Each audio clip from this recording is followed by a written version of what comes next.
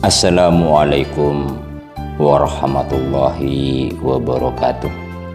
Salam sejahtera bagi kita semua. Bismillahirrahmanirrahim. Alhamdulillahilladzi arsala rasulullahu rahmatan lil alamin.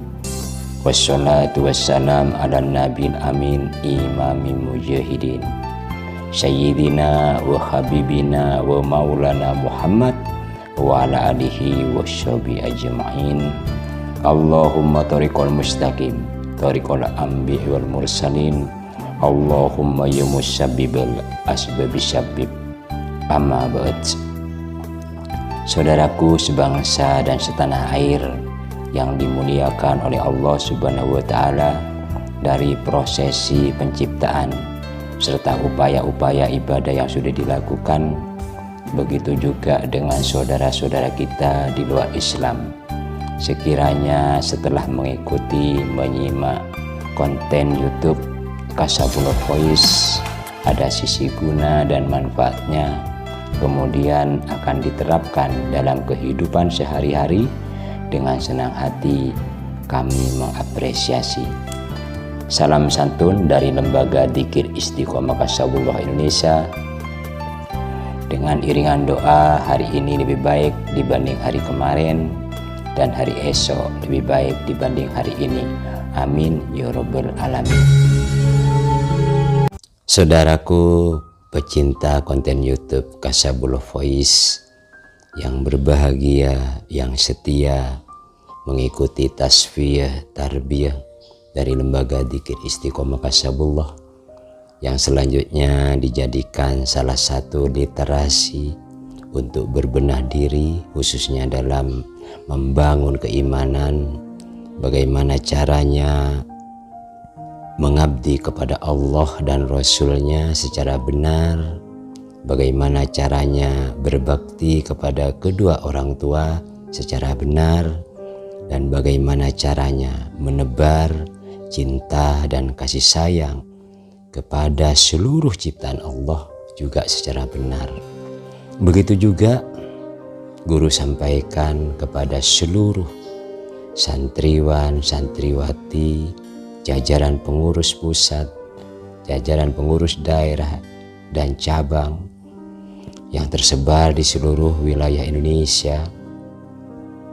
Pada konten YouTube ke-30 ini, guru sekalipun membahas perkara yang sedang berlangsung, yaitu terjadinya kasus kriminal di lingkungan kepolisian Republik Indonesia, bukan berarti mengajak, mengikuti, apalagi mengawal secara langsung prosesi jalannya perkara. Justru yang ingin ditekankan di sini, bagaimana semuanya bisa cerdas, bisa beradab, bisa cermat, agar tidak terjebak oleh istilah-istilah yang menjadikan kita rugi sendiri. Seperti yang diketahui bersama bahwa hampir 2 pekan ini kita selalu merasa terganggu, bahkan boleh dibilang diganggu dengan adanya berita-berita prosesi penegakan hukum terhadap salah satu oknum polisi yang menghabisi rekannya sendiri dengan cara ditembak. Mengapa guru menyampaikan bahwa informasi itu bisa mengganggu ketentraman kita? Karena dalam setiap harinya biasanya hati ini tenang, tentram, bahagia. Tiba-tiba ada berita-berita yang dipasok, yang dikirim kepada media-media yang kita miliki, apakah HP, televisi. Mau tidak mau kita terseret pada rasa kekacauan batin, menjadi tidak tentram, menjadi ikut-ikutan membenci. Nah, dengan adanya semacam ini, kalau tidak diarahkan, kalau tidak sampai kepada kepahaman, mau tidak mau kita menjadi korban-korban yang secara tidak langsung sangat merugikan, utamanya terhadap nilai-nilai keimanan kepada Allah Subhanahu wa Ta'ala. Kemajuan teknologi atau di era globalisasi, era milenium, mau tidak mau kita mendapatkan imbas, dan imbas yang sangat tidak terasa dirubahnya bahasa-bahasa Allah menjadi bahasa yang sangat familiar, menjadi bahasa gaul. Apa itu? Membicarakan tentang kelemahan seseorang, aib seseorang, keburukan seseorang merupakan ghibah. Itu artinya ketika masih bahasanya ghibah, kita akan berpikir dua kali mau masuk atau mengabaikan. Tetapi dengan digantinya bahasa ghibah dengan istilah gosip, dengan istilah berita terupdate, kita merasa tidak bersalah terhadap pesan-pesan Allah, terhadap nilai-nilai ketaatan, apa yang tidak Allah kehendaki dari hamba-hambanya yang soleh. Kalau kita perhatikan terjadinya kasus penembakan yang dilakukan oleh oknum polisi berpangkat Brigadir Jenderal Verdi Sambo terhadap ajudannya sendiri Joshua, itu sebenarnya merupakan kasus biasa. Dikatakan biasa di sini bukan berarti mengabaikan tentang tercabutnya nyawa seseorang, melainkan dianggap kasus ini biasa karena peristiwa itu bukan kali pertama terjadi, melainkan sudah jutaan kali terjadi. Lalu mengapa menjadi begitu heboh, menjadi begitu viral, begitu menguasai peredaran di dunia maya?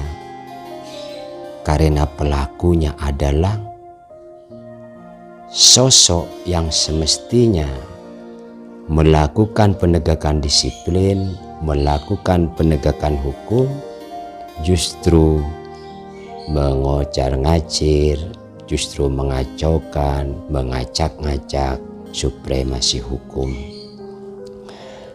Propam polisi itu polisinya polisi.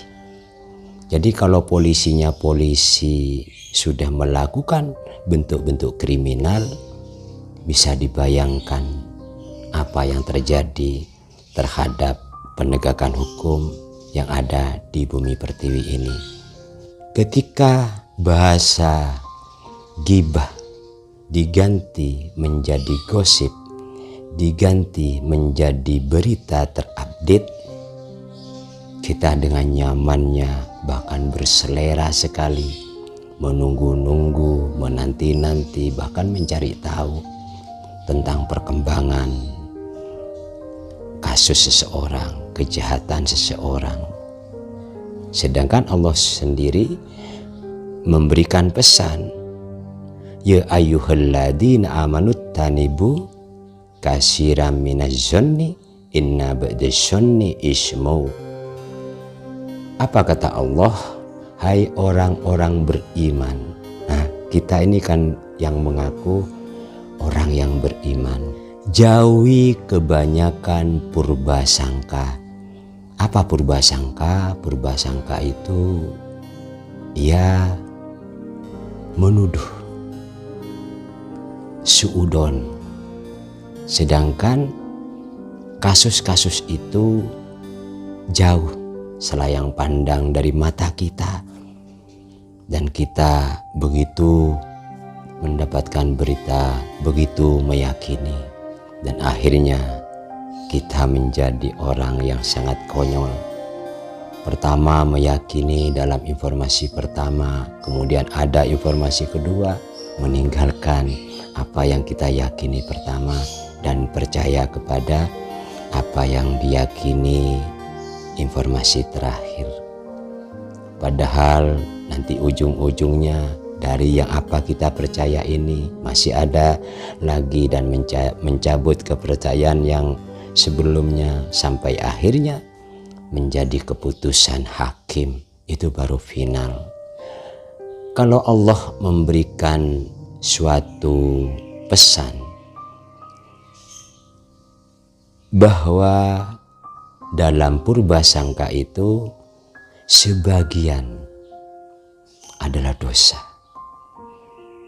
Kalau sebagian dosa kita ibaratkan sepotong roti, dipotong-potong seperti apapun dan kita mendapatkan bagian, berarti kita mendapatkan bagian dosa.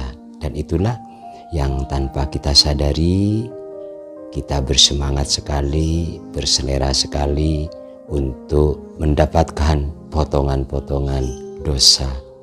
Bahkan di dalam kitab yang dikarang oleh Syekh Yusuf Al-Qadrawi, judul Al-Halal wal Haram fil Al-Islam, itu disebutkan bahwa yang dinamakan ghibah, yang dinamakan gosip, menyebutkan, membicarakan tentang aibnya seseorang berikut dengan apa yang ada di lingkungannya, masalah badannya, masalah keturunannya, masalah akhlaknya, masalah perbuatannya, bahkan sampai sensitifnya kita, masalah urusan agamanya juga dibicarakan. Na'udzubillahi min dzalik. Lalu bagaimana sikap-sikap kita terhadap begitu gencarnya pemberitaan tentang kasus kriminal? Kalau kita kembali kepada yang Allah pesankan atau di dalam surat Al-Fujarat ayat 12 itu, Allah jelas-jelas melarang kita wala tazannasu wala yaktab ba'dukum ba'dah. Jangan mencari-cari keburukan orang lain. Kita tidak sengaja kan, ketika tidak ada berita update, maka HP yang ada pada kita selalu melacak, meretas. Wala tazannasu, jangan mencari-cari. Ya sudahlah, kita upayakan untuk tidak usah mencari. Kita tidak usah kepo dengan tuduhan teman-teman, ketinggalan informasi. Yang penting kita di hadapan Allah itu tetap selamat.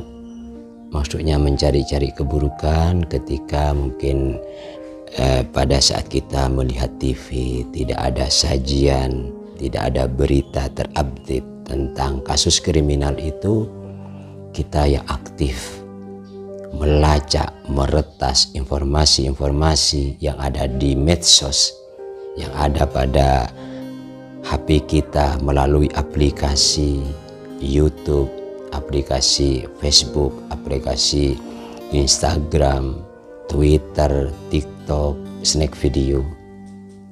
Ketika kita sudah mendapatkan, dengan bangganya kita menyebar, menyampaikan kepada orang lain, seakan-akan dirinya lebih tahu dibanding orang yang diberitahu. Padahal di balik itu wala yartab ba'dakum ba'dah, dan janganlah mengunjingkan satu sama lainnya. Ketika kita sudah memposisikan diri dalam menjaga, mengawal keimanannya sendiri, lalu ada teman yang berusaha mencongkel ketaatan kita dengan bahasa yang ketika dipikirkan itu sangat masuk akal. Apa itu? Dikatakan ketinggalan zaman, dikatakan ketinggalan informasi. Pemerintah sendiri mengajak kepada semua lapisan masyarakat untuk mengawal penegakan hukum di Indonesia. Dengan bahasa itu kita merasa terpanggil. Kita lupa bahwa di sana ada masyarakat. Yang namanya DPR itu masyarakat. Yang namanya LSM itu masyarakat. Yang namanya pemerhati hukum itu adalah masyarakat. Bukan diartikan lain, mereka adalah masyarakat, mereka adalah yang berkompeten secara langsung untuk memberikan masukan-masukan, untuk mengarahkan dan untuk mengawal sehingga supremasi hukum itu benar-benar bisa ditegakkan. Lalu mengapa Allah Subhanahu wa Ta'ala memberikan pesan kepada kita semua agar menjauhi perbuatan ghibah, atau bahasanya kita menjauhi kebiasaan gosip, sebagaimana yang Allah jelaskan di dalam surat Al-Baqarah ayat 191.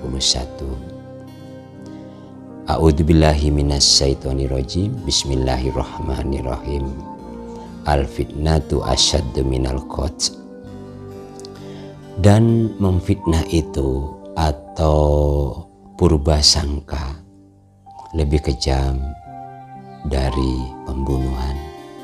Merupakan bahaya-bahaya yang akan ditimbulkan apabila Allah melarang untuk tidak menyebarkan ghibah, yang dalam bahasanya kita tidak ikut-ikutan melibatkan diri dalam isu, dalam gosip, dalam berita terupdate, agar tidak sampai kepada al-fitnatu minal qatl, bahwa fitnah itu lebih kejam daripada pembunuhan. Kalau pembunuhan yang jadi korban bisa beberapa orang, tetapi untuk fitnah itu bisa merebak menjadi banyak orang. Dan dari banyak orang itu punya tingkat, mempunyai daya serap dan emosi masing-masing yang apabila bersatu, apakah bersatunya melalui agama, bersatunya melalui suku, bersatunya melalui ras, dia akan membentuk kekacauan, dia akan saling membunuh, dia akan saling memutus hubungan silaturahmi. Inilah akibat-akibat dari kita tidak bisa menahan diri untuk menerima, menyerap berita-berita keburukan seseorang. Sesama advokatnya bertengkar, sesama penegak hukumnya bertengkar, sesama pemerhatinya bertengkar. Termasuk juga kita bisa jadi di warung-warung kopi, di gardu-gardu bertengkar. Memanas hati ini ketika pendapatnya tidak diterima dan harus menerima pendapat dari lawan bicaranya, hati ini menjadi panas. Berpisahnya hubungan baik gara-gara tidak mampu menyerap informasi-informasi tentang keburukan orang lain, terputusnya hubungan silaturahim. Inilah yang dimaksud bahwa memfitnah itu lebih kejam daripada pembunuhan.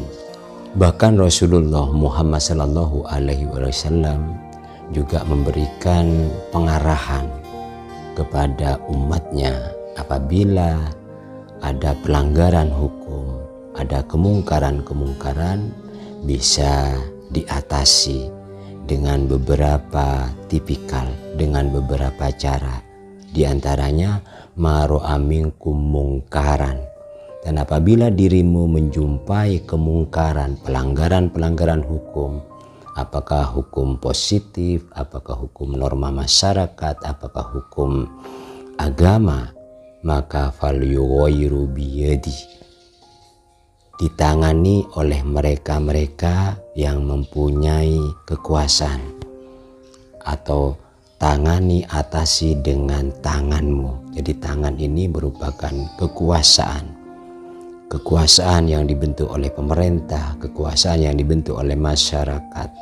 Jadi di pemerintah itu banyak sekali yang bergerak di dalam penegakan hukum, dari MA, MPR, DPR, MK, kemudian kejaksaan, ada kehakiman, ada TNI, ada polisi, belum lagi komisioner-komisioner yang dibentuk oleh pemerintah.